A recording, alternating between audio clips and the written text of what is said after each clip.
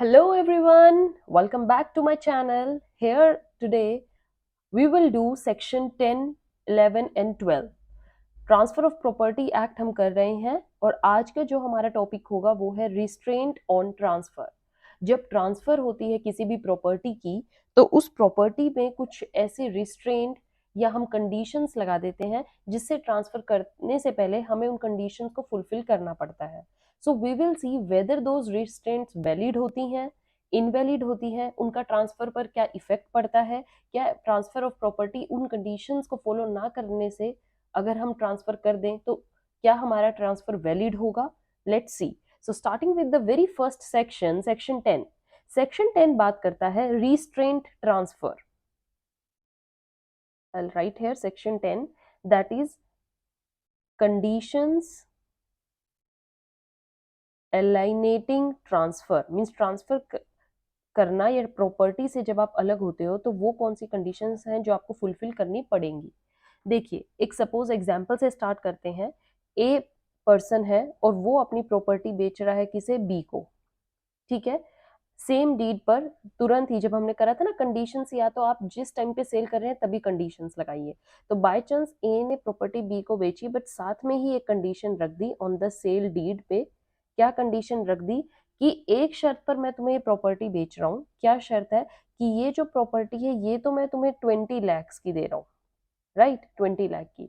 But further अगर तुम ये प्रॉपर्टी किसी थर्ड पर्सन को आगे बेचोगे, अगर अब तो ये तुम्हारी हो गई, लेकिन अगर तुम आगे इस प्रॉपर्टी को बेचोगे तो तुम्हें ये प्रॉपर्टी 80 लाख से कम नहीं बेचनी, मतलब या तो 80 लाख या 80 लाख से अबव ही बेचना। ठीक है, तो ये बात हो गई। अब क्या होता है, ये इनकी सेल कंप्लीट होने के बाद बी ने इसको 20 लाख दे दिए, बी के नाम प्रॉपर्टी आ गई। बी अब जब सी पर्सन को, थर्ड पर्सन को प्रॉपर्टी बेचता है, सपोज कीजिए वो 50 लाख में बेच देता है, राइट, 50 लाख में वो प्रॉपर्टी बेच देता है। अब क्या होगा, क्या जो पर्सन ए है वो केस करेगा बी पर? व्हाट डू यू से? क्योंकि उसने उसकी कंडीशन तो नहीं मानी ना, 80 लाख से कम बेचने से मना किया था बट उसने बेच दी 50 लाख में। तो इसका आंसर आप क्या दोगे? No, A can not case upon B. A B पर केस कर ही नहीं सकता। वाई? बिकॉज अब ओनर कौन है? बी ओनर है प्रॉपर्टी का और वो चाहे कुछ भी करे उस प्रॉपर्टी से। ओके, ट्रांसफर बाय ए जो थी वो वैलिड थी, एज वेल एज जो बी सी को कर रहा है वो भी वैलिड है। Condition bye A is unjustified. अगर आप कंडीशन भी देखो तो अनजस्टिफाइड है, उसने एक रोक लगा दी उसकी प्रॉपर्टी पर। कल उसकी प्रॉपर्टी भाई 80 लाख तक ना जा पाए, नहीं बिक पाए, तो क्या वो बैठा रहेगा उस प्रॉपर्टी के साथ अगर उसको बेचनी है? So it is restrain to transfer, therefore transfer जो भी है वो वैलिड है, बट जो आपने कंडीशन लगाई है दैट इज इनवैलिड। समझ में आई बच्चा? ये आपका सेक्शन 10 कहता है। अब सेक्शन 10 एक और बात कहता है, उसको भी ध्यान से सुनिएगा। क्या है वो बात? कि पार्शियल रिस्ट्रेंट। ये थी एब्सोल्यूट, मतलब कंप्लीट आपने एब्सोल्यूट लगाई है। ये है पार्शियल रिस्ट्रेंट, मतलब आप उसको रुकावट तो पैदा करते हो बट वो कुछ लिमिट तक की होती है।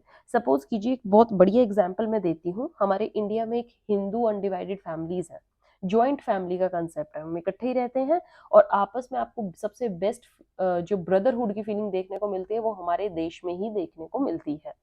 सो पार्शियल रिस्ट्रेंट जो होता है वो कहीं ना कहीं वैलिड होता है। इसका एक जीता जागता मैं आपको एग्जांपल देती हूँ। सपोज कीजिए आपकी हाउस प्रॉपर्टी है एक, और उस हाउस प्रॉपर्टी पे सपोज कीजिए 4 भाई हैं, 4 ब्रदर्स आर लिविंग। ठीक है, सबके नाम अपनी अपनी प्रॉपर्टी है। अब जो उनका फादर है वो उनको एक बात समझा के जाता है कि ये सारी चारों की चारों प्रॉपर्टीज मैंने तुम 4 भाइयों के नाम करवा दी, मतलब प्रॉपर्टी सॉरी एक है वो तुम 4 भाइयों में बांट दी है, तुम्हारे नाम करवा दी। बट एक कंडीशन लगाई उनकी फादर ने, क्या?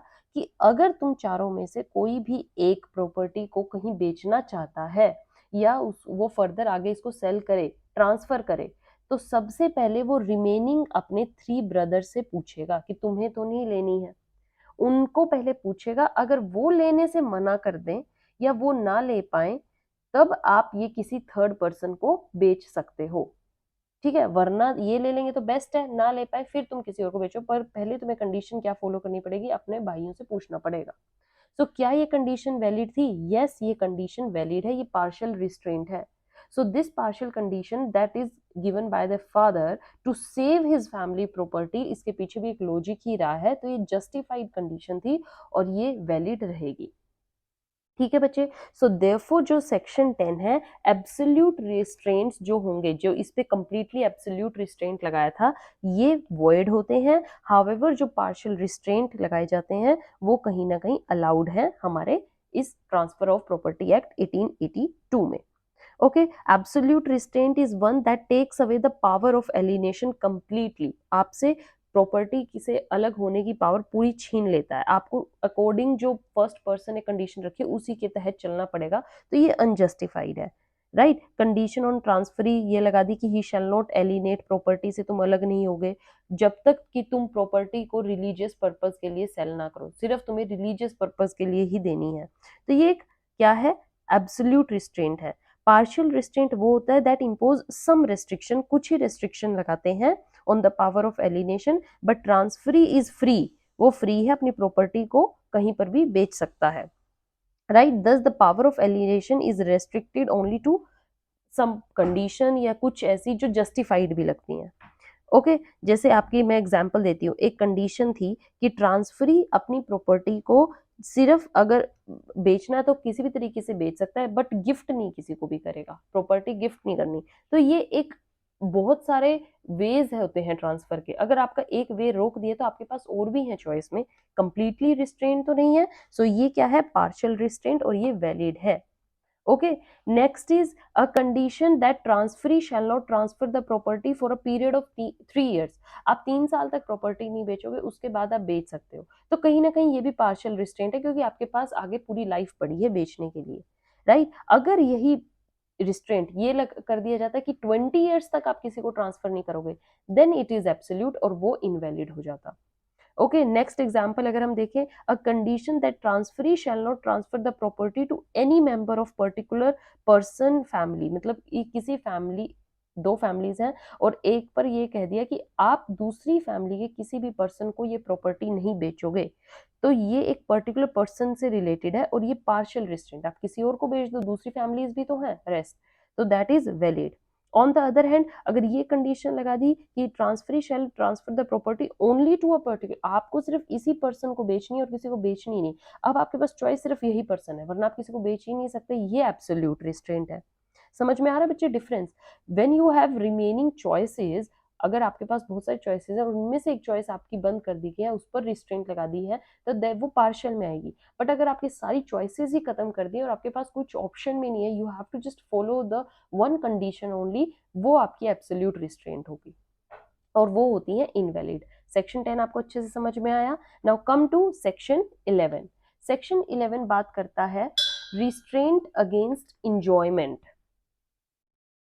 Sorry, section 11 that is restraint या रेस्ट्रिक्शन, जिसको हम बोल देते हैं रिस्ट्रेंट अगेंस्ट द इंजॉयमेंट या रिपंजेंट टू इंटरेस्ट क्रिएटेड, मतलब आपकी ऐसी कंडीशन कुछ लगा देना जिससे आप उस प्रॉपर्टी को फुली इंजॉय नहीं कर पाते हो, वो होते हैं हमारी रिस्ट्रेंट अगेंस्ट इंजॉयमेंट। मैं आपको एग्जांपल देती हूँ, जैसे मान लो मैं आपको प्रॉपर्टी बेच रही हूँ और मैंने एक कंडीशन डाल दी कि आप अपने घर में कभी भी म्यूजिक या पार्टी नहीं करोगे। ठीक है, मैंने अपना घर ही बेच दिया आपको सपोज, और साइड में मैं रहती हूँ और मैंने आपको बोल दिया आप इसमें कभी भी म्यूजिक पार्टी नहीं करोगे, वैसे आप खरीद सकते हो। तो ये क्या है, मैंने एक कंडीशन डाल दी, ये एक रेस्ट्रिक्शन डाल दी, और ये फर्दर ट्रांसफर ले मतलब आपकी किसी ट्रांसफर से रिलेटेड कोई कंडीशन नहीं, आपकी इंजॉयमेंट से रिलेटेड है। बेचने चाहते हो किसी को भी बेच दो, बट आपने जब ली है तो आप ये कंडीशन मानो। तो ये क्या है, ये एक एग्जाम्पल हो गया रिस्ट्रेंट अगेंस्ट इंजॉयमेंट का। सेलर ऐसे बायर पर कोई रेस्ट्रिक्शन नहीं लगा सकता, आप उसको बाउंड नहीं कर सकते उसकी इंजॉयमेंट से। गवर्नमेंट की रेस्ट्रिक्शन अगर होती है वो तो एप्लीकेबल है, जैसे कई जो हमारी मेट्रोपॉलिटन सिटीज है, बिग सिटीज हैं, कि आफ्टर 10 या 11 आप पार्टी नहीं कर सकते, आप लाउड म्यूजिक नहीं बजा सकते, दिस इज वैलिड गवर्नमेंट से। बट आप किसी के फर्दर इंजॉयमेंट मतलब पर्सनल राइट को इन्फ्रिंज नहीं कर सकते। राइट। सेम है सेक्शन 10 में। सेक्शन 10 में क्या था, रेस्ट्रिक्टेड रिलेटेड टू ट्रांसफर थी, यहाँ पर जो रेस्ट्रिक्शंस थी वो ट्रांसफर से रिलेटेड थी, और यहाँ पर क्या है, इंजॉयमेंट से रिलेटेड है। सो रेस्ट्रिक्शन वॉइड एब इनिशियो है, यहाँ पर भी रेस्ट्रिक्शन इनवैलिड थी, ट्रांसफर वैलिड था, यहाँ पर भी ट्रांसफर तो वैलिड है आपका बट इंजॉयमेंट इनवैलिड है। ओके, एक और मैं आपको एग्जांपल देती हूँ, ये समझिएगा। सपोज कीजिए ए पर्सन है और उसका ये प्लॉट है 100 स्क्वायर फीट। अब इसमें से 500 मतलब हाफ वो बेच रहा है, किसी को हाफ बेच रहा है, किसको बेच रहा है, बी को।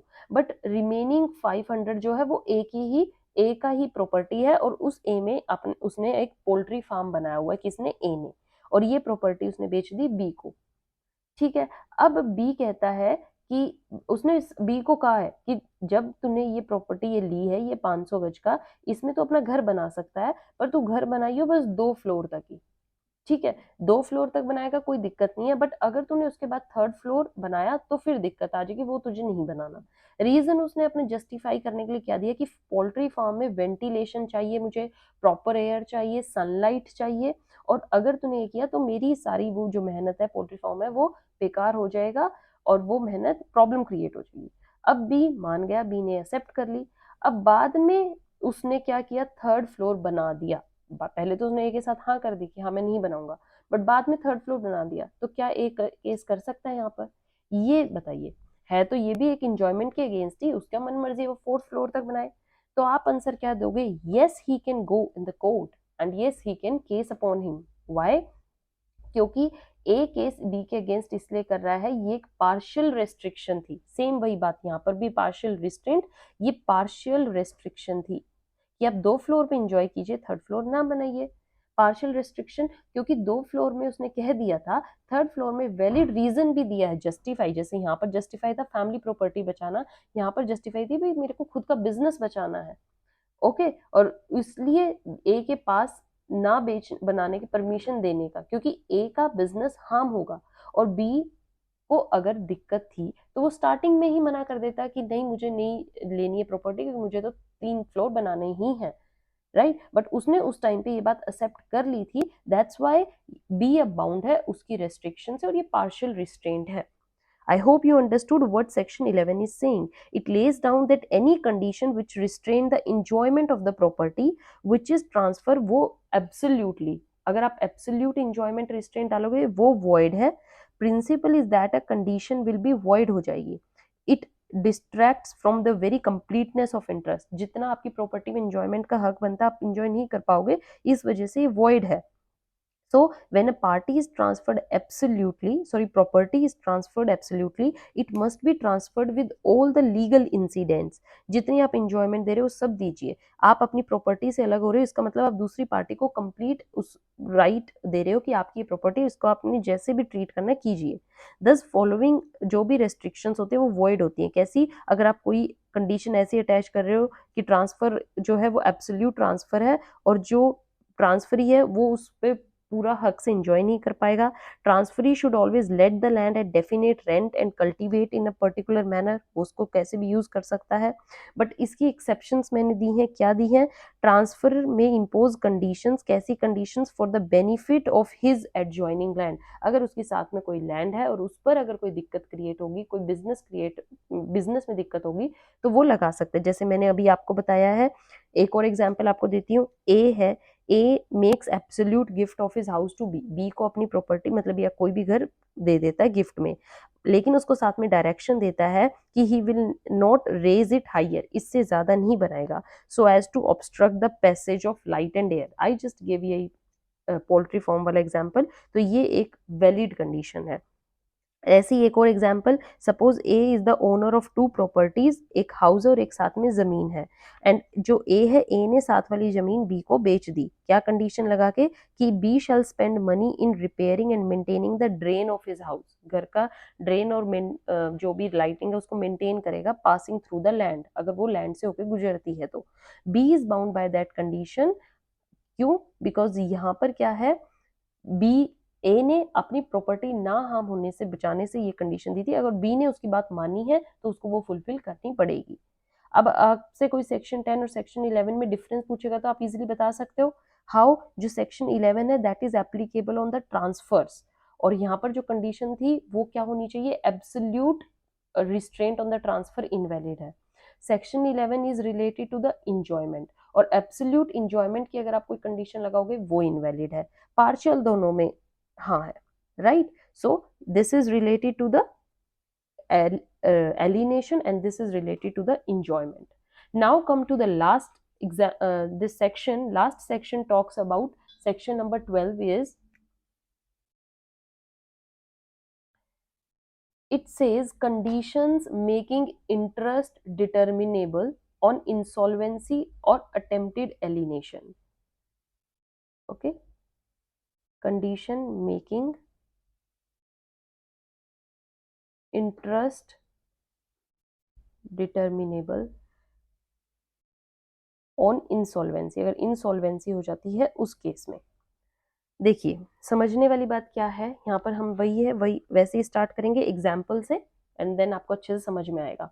सपोज कीजिए ए ने बी को प्रॉपर्टी बेच दी वर्थ ऑफ ₹1 करोड़, ये ए है और ये बी है। ए ने अपनी कोई भी प्रॉपर्टी सेल करी है कितनी, 1 करोड़ की, ठीक है। अब बी ने ए को 10 लाख दिए हैं, बाकी के 90 लाख वो अभी देगा। ओके 10 लाख साथ में तो नहीं होते, 10 लाख अभी पे कर दिए, 90 लाख वो कहता है मैं देता रहूंगा। नाउ क्या होता है, after time B goes insolvent before the payment, पूरी पेमेंट होने से पहले ही वो इंसॉल्वेंट हो गया। अब ए के पास क्या रास्ता बचता है, यहाँ पर प्रॉपर्टी ट्रांसफर हो चुकी है, बी एक तरीके से ओनर बन चुका है, और प्रॉपर्टी का उसका मतलब प्रॉपर्टी उसके नाम पे हो चुकी है, बी के नाम अब प्रॉपर्टी है, बट ए को तो पूरे पैसे नहीं मिले। अब क्या करेगा, A can not claim property from the B, वापिस से तो अपनी प्रॉपर्टी नहीं मांग सकता क्योंकि वो बी के नाम पे हो चुकी है। A can claim his 90 lakh rupees, हाँ 90 लाख वो मांग सकता है, and B will only give him, अब बी देखा जाए तो वो 90 लाख के लिए तो वो इंसॉल्वेंट हो गया ना, उसके पास बचे ही नहीं है पैसे। Now he will give him rateable dividend, कुछ ऐसा देगा फ्रैक्शंस में part. On becoming insolvent he can not give all the money, मतलब वो पूरा पैसा तो नहीं दे सकता है, बट वो क्या करेगा, लाइक इफ 20 पैसा पर rupee, so B can only give him 18 lakhs out of 90 lakh, वो ऐसा कर सकता है कि वो अपने पैसों का एक डिविडेंड मतलब एक रेशो बना सकता है और उसकी जितनी पेमेंट कर देगा। लॉजिकली देखें तो प्रॉपर्टी तो ए मांग नहीं सकता, बट वो पैसे मांग सकता है, और पैसे भी कब, वो भी कितने, इंसॉल्वेंट होने के बाद जितना कोर्ट डिसाइड करेगी, कोर्ट में केस चलेगा और कोर्ट उसकी इंसॉल्वेंसी देख के भी जब उसके पास कुछ देने के लिए नहीं बचा तो एटलीस्ट इतना तो दे कि वो अपनी प्रॉपर्टी के जितना फ्रैक्शंस में डिवाइड कर सके। समझ में आ रहा है बच्चे? तो यहाँ पर ये होता है कि आप interest according to insolvency case में आप प्रॉपर्टी से अलग तो हो चुके हैं, बट आप एक इंटरेस्ट से डिवाइड कर देते हैं जिससे वो डिविड, जैसे यहाँ पर पैसे 90 लाख को उन्होंने क्या कर दिया, 20 पैसा पर 20% से कर दिया, 20 पैसा पर रुपी, और वो 18 लाख बन गए। एक और एग्जांपल देखिए, सपोज ए ने बी को प्रॉपर्टी 1 करोड़ की सेल कर दी थी, एग्रीमेंट टू सेल किया, जस्ट एग्रीमेंट, सेल नहीं हुई है, agreement to sale 1 crore. B ने ए को ₹10 लाख दिए, 9 वो एडवांस के दे दिए, भाई जब पूरा पैसे दूंगा तब मेरे नाम पे कर देना। आफ्टर 3 मंथ्स बी को 90 लाख देने थे और ए को उसे प्रॉपर्टी ट्रांसफर करनी थी, यही कंडीशन लगी थी। यहाँ पर तो कंप्लीटली सेल हो चुकी थी, बट यहाँ पर एग्रीमेंट टू सेल है कि जब आप पूरे दोगे तभी नाम पे आएगी, और बी इंसॉल्वेंट हो गया। अब ए क्या बाउंड है प्रॉपर्टी बी को बेचने के लिए, क्या अभी भी ए है? तो answer is no, because here still the owner अभी भी ए ही है। So can B claim ₹10 lakh from A? It depends on what is written in their agreement. So दे भी सकता और नहीं भी दे सकता, कई बार आपकी एडवांस पेमेंट नहीं भी आती और कई बार आ भी जाती है, क्योंकि ए तो अपना पार्ट करने के लिए रेडी है ना, अगर हम कॉन्ट्रैक्ट के हिसाब से देखें, is ready to perform his part. B ही तो इंसॉल्वेंट हुआ है, दैट्स वाई आपके एग्रीमेंट में जैसी भी कंडीशन लिखी होगी उसी के अकॉर्डिंग ही वो होगा। So what basically this section talks about, section 12, this section invalidates two type of condition. क्या condition? Which limits or restricts any attempted transfer by the transferee, and conditions which provide that the interest of transferee shall cease to exist when transferee become insolvent. मतलब यहाँ पर main बात है creditor के interest को बचाना। ए ने जो अपना सब कुछ बी को दे दिया, बी एटलीस्ट ए को कुछ तो मिले, ये सेक्शन एक्चुअली में क्रेडिटर्स की इंटरेस्ट को बचाता है. Objective of this section is to protect the interest of creditors. Although it is unjust to lay down a condition, मतलब जस्ट एक 90 लाख में से सिर्फ उनको 18 लाख मिलना, ये एक अनजस्ट है. It would be equally unjust if such transfer is allowed to defeat the interest of his creditor who had advanced money only on the basis of the property. So in absence of, अगर ये condition ये नहीं होता ये section, transferee में इनका debts बार बार transferee तो पैसा उठाता रहता and is then adjudged insolvent हो जाता. इससे क्या होता, creditor can never recover his money because of the property would already ceases to be the property. वो किसके नाम पे हो चुकी है, प्रॉपर्टी भी गई एक तरीके से देखे तो पैसा भी गया. सो सेक्शन 12 जो है avoids this situation. It is applicable whether the interest transfer is absolute और पार्शियल, मतलब आपको कहीं ना कहीं इंटरेस्ट को बचाएगा. ठीक है, बाद में वो अगर पैसा हो जाता है तो वो रिमेनिंग 18 लाख जब पे कर दिए तो जो रिमेनिंग है वो भी दे देगा, but at this situation you have to pay at least some amount to the creditor. So this is all about section 10 to 12. We have done them with proper examples. हमने प्रॉपर टाइप की है, differentiate किया है, statement समझिए क्या है. I hope you understood. In next session we will discuss further sections. Till then have a good day. Thank you.